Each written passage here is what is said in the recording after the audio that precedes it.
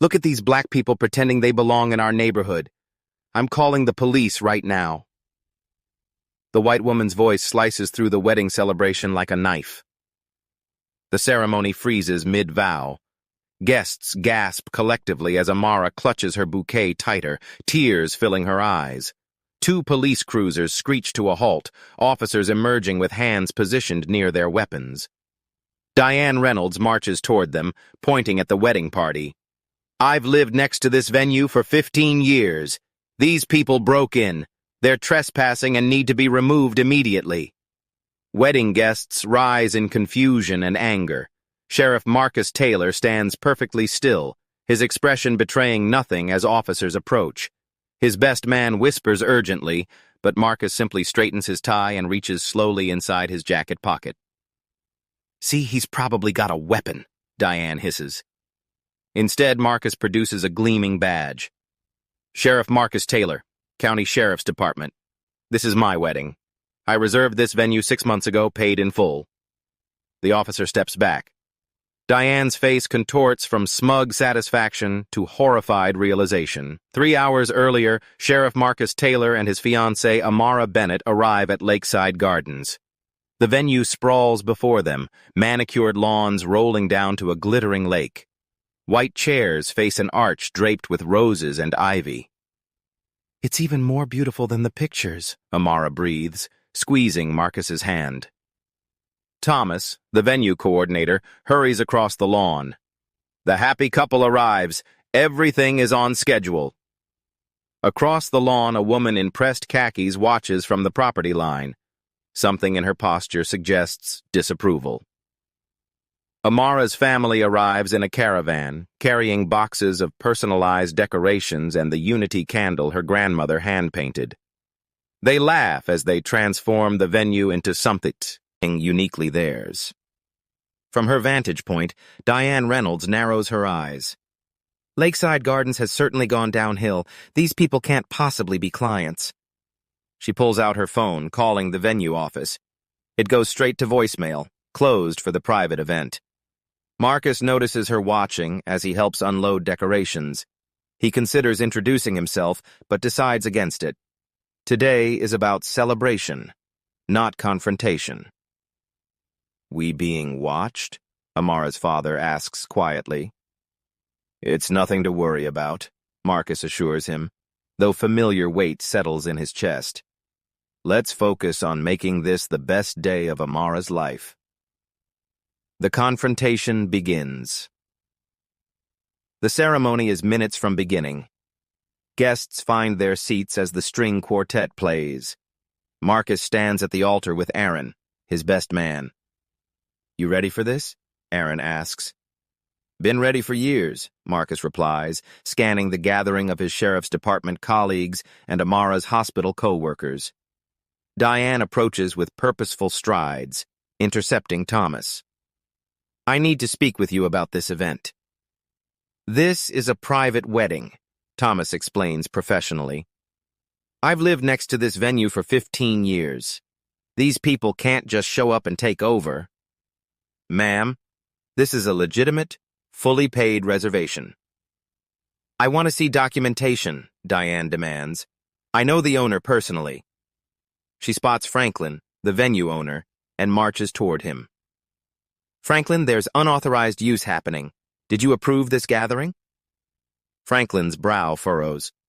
"Of course. It's the Taylor-Bennett wedding." "Are you sure?" Diane whispers, glancing meaningfully at the predominantly black gathering. Something doesn't seem right. Franklin approaches Marcus uncomfortably. "I apologize, but my neighbor has concerns about your reservation." "Concerns?" Marcus maintains neutral expression. "What kind of concerns?" Just verification," Franklin says, not meeting his eyes.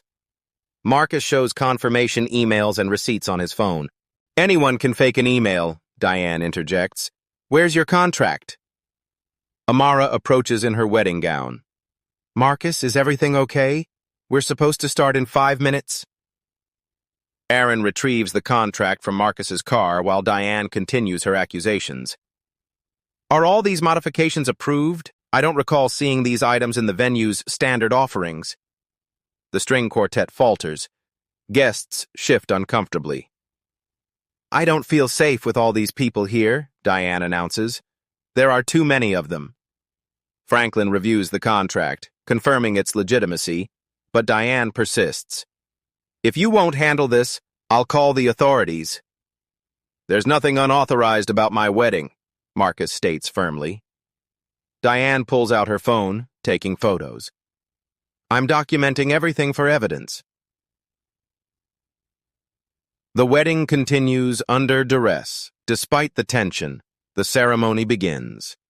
Amara walks down the aisle on her father's arm, her smile determinedly bright. Marcus watches her approach, but notices a police cruiser at the entrance. When time comes for vows, Marcus holds Amara's gaze intently. He recites their written promises, then adds unplanned words. I vow to you, Amara, that I will always protect you, stand up for you, and ensure justice prevails in our life together. No one will diminish the light you bring to this world. At the gathering's back, Aaron speaks with arriving officers in hushed tones. Diane strides toward them, pointing emphatically. That's the unauthorized gathering I reported. The officers exchange glances, recognizing Aaron from the courthouse. Their posture shifts hesitantly. This appears to be a legitimate event, the senior officer says. They don't have proper authorization, Diane insists. I've lived here 15 years. They're damaging private property. Marcus notices the police presence as he slides the ring onto Amara's finger. They're not going to ruin this, are they? Amara whispers. Nothing will ruin this day, he promises. The officiant pronounces them husband and wife. Applause erupts as they share their first kiss. For a moment, the intrusion fades. As they turn to face guests, Marcus whispers to Aaron, Call Chief Bennett. Tell him his niece's wedding is being disrupted. Then call Commissioner Jackson. The reception disrupted. The reception begins tentatively under a white tent. Marcus leads Amara onto the dance floor for their first dance, her gown sweeping across polished wood. I'm so sorry about this, Marcus murmurs. It's not your fault, she replies. Just hold me. Before completing their first turn, officers approach the dance floor. Diane follows closely. I apologize, but we've received complaints about unauthorized gathering, the senior officer says uncomfortably. The music falters. Conversations die mid-sentence. Perhaps we could speak privately, Marcus suggests calmly. I want them removed immediately, Diane interjects, stepping forward. They have no right to be here. Murmurs ripple through guests, pulling out phones to record. Amara's father steps forward with dignified bearing. This is my daughter's wedding. We paid for everything months ago. Diane dismisses him with a wave. I know every event here. This wasn't approved through proper channels. The officers confer quietly before returning. Given the situation, might I suggest moving your reception indoors? It would minimize disturbance. Marcus recognizes the implication. Move out of public view. He glances at Amara, at family who traveled to celebrate. Making a scene would only ruin their day further. If that would help resolve the situation, he agrees, swallowing his anger. Amara's eyes fill with tears watching months of planning crumble. The outdoor reception, fairy lights, lakeside photos, starlight dancing, all a ban. The situation escalates. The reception continues awkwardly indoors, 150 guests crammed between round tables. The elegant outdoor flow reduced to congested gathering. Franklin approaches nervously. I'm sorry about this. Diane sits on the neighborhood association board. She has significant influence. I see, Marcus replies neutrally. She's raised concerns about certain types of events before, Franklin continues, not meeting his eyes. Certain types, Marcus repeats deliberately. Additional police vehicles arrive. 3 more cruisers responding to Diane's escalated complaints. Marcus watches them arrive, jaw working. He steps outside to speak with the new officers. The lieutenant glances toward him. "We've received multiple reports about unauthorized gathering. I've shown documentation to the venue owner and first responders," Marcus replies calmly. "Given conflicting accounts, we may need to clear premises temporarily," the lieutenant suggests. Inside, guests sense escalation. Some collect belongings, preparing to leave rather than witness further humiliation. Amara joins Marcus outside, her once pristine dress now dirty. "Is there a problem, officers?" "I told you they wouldn't cooperate," Diane interjects. "They don't understand they're trespassing." "This is our wedding day," Amara states steadily. "We have every right to be here." "People like you always think you're entitled to whatever you want," Diane responds, the implication hanging heavily. Shocked silence follows. Even officers look taken aback by the blatant statement. The truth revealed. "Everyone, if I could have your attention," Marcus calls, returning inside with Amara. "We'd like to gather for a group photo." Guests assemble, confused but compliant. Outside, the ranking officer prepares to announce clearing the venue. Aaron moves among key family members, discreetly passing cards with instructions. Amara's father reads his, then begins recording interactions between officers and venue staff. Franklin's phone rings. "Yes, Commissioner," he says, loud enough for Jeeves West's to hear. The situation has escalated. 2 unmarked vehicles with government plates arrive, followed by a black SUV. Formal attired officials emerge, conferring before approaching. Diane assumes these are her requested reinforcements. "Thank you for responding so quickly," she tells the lead figure, a distinguished black man in his 60s. "The situation is becoming untenable." The ranking police officer touches his earpiece, listening to transmission. His face pales. He gestures urgently to fellow officers who immediately stand at attention. Inside, Marcus addresses officers. "Have you verified the complaint properly?" "We're following protocol for reported trespassing," the officer admits uncomfortably. "Have you seen the contract and payment receipts?" "Not personally, no. We were responding to multiple complaints." Marcus checks his watch, nodding subtly to Aaron. "Right on time." County Commissioner Jackson enters with authoritative bearing, followed by Chief of Police Bennett in full uniform. The room falls silent. Diane rushes toward Commissioner Jackson with relief. "Thank you for coming. These people are trespassing." "Ms. Reynolds," Commissioner Jackson regards her coolly. "We haven't formally met, but I've heard disturbing things about this situation." "Yes, it's completely unacceptable," Diane continues, missing his tone. "That's not what I meant," the commissioner interrupts sharply. Chief Bennett moves past them, embracing Amara warmly. "I'm sorry I'm late, niece. Traffic was terrible." "Uncle James," Amara responds, "I'm just glad you're here now." Diane freezes as implications register. Marcus steps forward, finally producing his sheriff's badge and ID. The gold shield catches the light, the county emblem unmistakable. "Sheriff Marcus Taylor, County Sheriff's Department," he states with authority deliberately subdued until this moment. "These officers responded to a false report without proper verification." Chief Bennett stands beside his niece sternly. "A false report that interrupted my niece's wedding." Diane's face drains of color. "I had no idea. If you had identified yourself earlier..."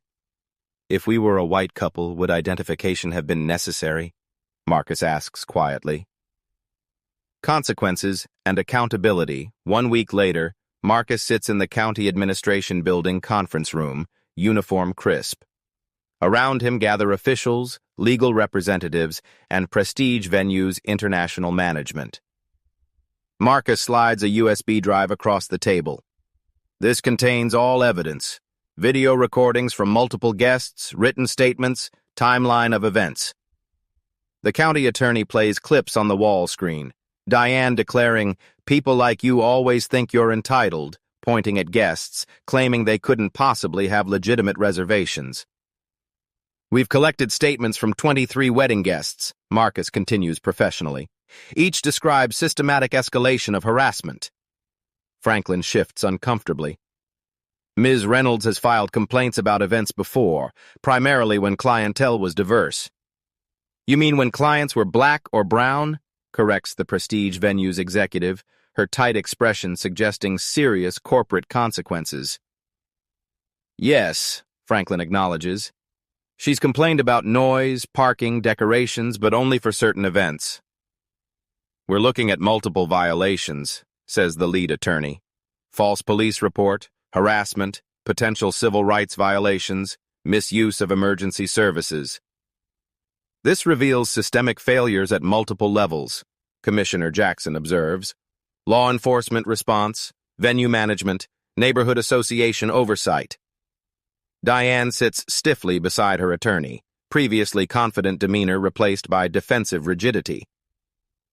"My client was expressing concerns about potential unauthorized use," her attorney argues. "She had no way of knowing Sheriff Taylor's position." "This isn't about my position," Marcus interjects. "This is about assumptions made based solely on skin color. Had we been white, would anyone have questioned our right to be there?" Silence fills the room. The prestige executive announces immediate termination of Franklin's management role and full wedding refund plus compensation. New training protocols will be implemented across all properties nationwide. "This isn't about money," Amara says firmly. "This is about ensuring spaces remain accessible to everyone." Chief Bennett distributes folders detailing mandatory implicit bias training and revised response protocols. The involved officers remain on administrative leave. Marcus slides forward a comprehensive proposal for community oversight, revised police protocols, and accountability measures for neighborhood associations. "This didn't happen in isolation," he explains. "Multiple systems failed simultaneously, enabling prejudice to disrupt lives and create dangerous situations." Commissioner Jackson reviews the proposal. "We'll implement these recommendations immediately." The county attorney announces criminal charges against Diane for false police reports with potential additional civil rights violations. "This isn't just about one wedding," Marcus concludes. "It's about ensuring every citizen can occupy spaces without having legitimacy questioned based on appearance." Legal resolution. The county courthouse courtroom 3 holds particular tension. Diane sits beside her attorney, almost unrecognizable from the confident woman who disrupted the wedding. Her designer outfit replaced by subdued navy suit. Judge Hernandez reviews evidence files. The court has reviewed recorded evidence. Particularly troubling is the pattern established through witness testimony. The prosecutor stands. The state emphasizes this isn't isolated. Ms. Reynolds filed 17 complaints against Lakeside Gardens events in 3 yet. There's 15 targeted minority gatherings. Furthermore, the prosecutor continues, venue staff testified about Ms. Reynolds' history of interference with events involving people of color. Former manager Franklin Whitmore admitted to accommodating these complaints by scheduling certain events when Ms. Reynolds was away. So the venue was complicit, Judge Hernandez observes. Yes. Mr. Whitmore provided sworn statement acknowledging his role in enabling Ms. Reynolds' behavior over several years. Diane's attorney argues legitimate noise concerns, but the prosecutor plays Exhibit 14, Diane telling officers, "Why would these people be at a place like this?" Witness Barbara Henderson testifies, Ms. Reynolds has served as Neighborhood Association president for 8 years. She's blocked at least 3 families of color from purchasing homes by finding covenant violations never enforced with white buyers. More witnesses follow, neighbors, venue employees, the realtor, each describing obvious patterns. Diane changes her plea to guilty on charges of filing false police reports and obstruction of lawful business.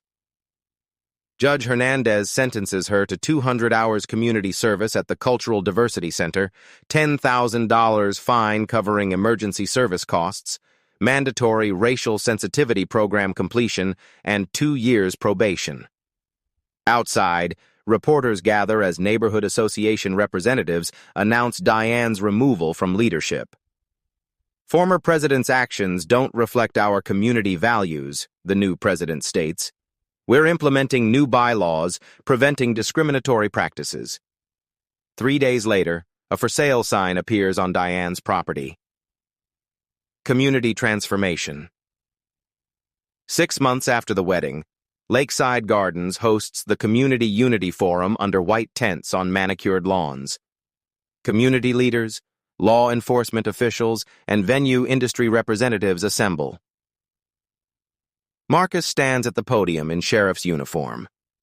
6 months ago, my wedding was disrupted by assumptions about who belongs in certain spaces. Today, we ensure that experience drives meaningful change. The new management unveils comprehensive anti-discrimination policy displayed prominently. This will be posted at every entrance, explains new manager Sierra Washington.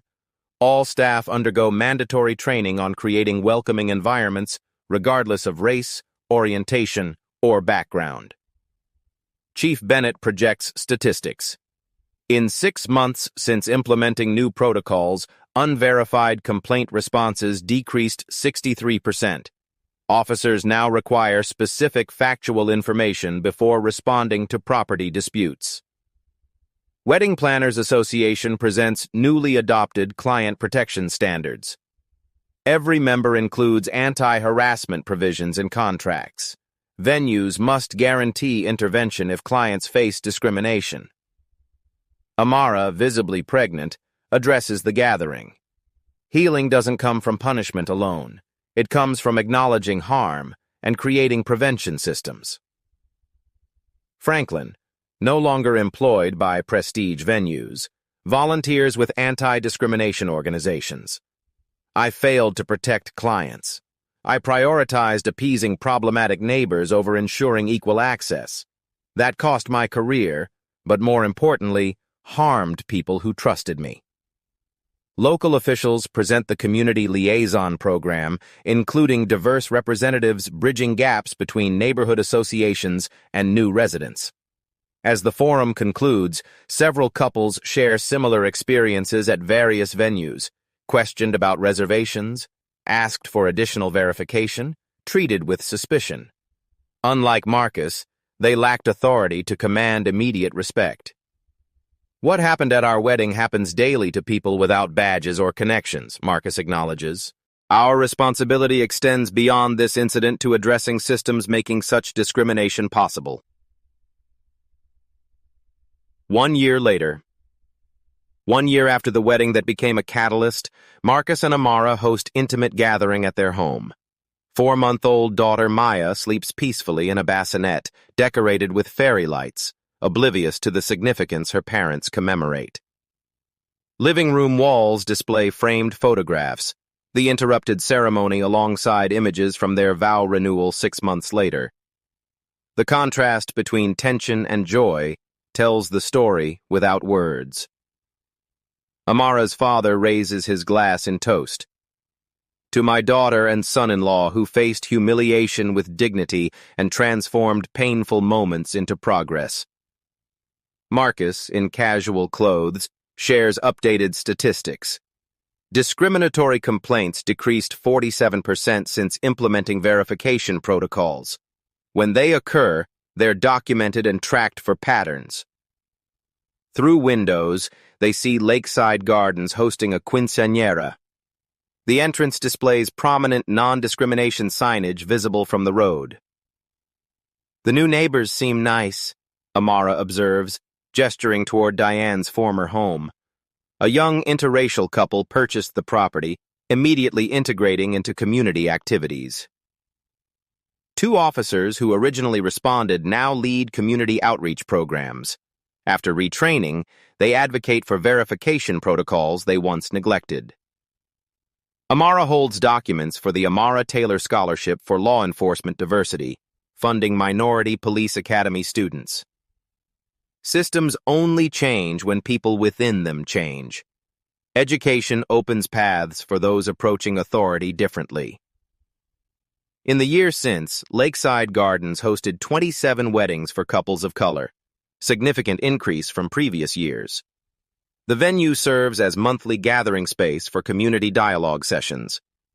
Franklin, after extensive sensitivity, eye training, consults with hospitality businesses on inclusive environments.